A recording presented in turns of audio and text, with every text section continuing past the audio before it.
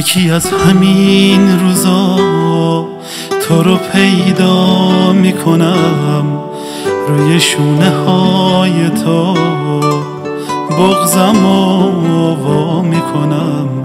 یکی از همین روزا من تو رو میبینمت، من دلم پر میزنه واسه دوباره دیدنت.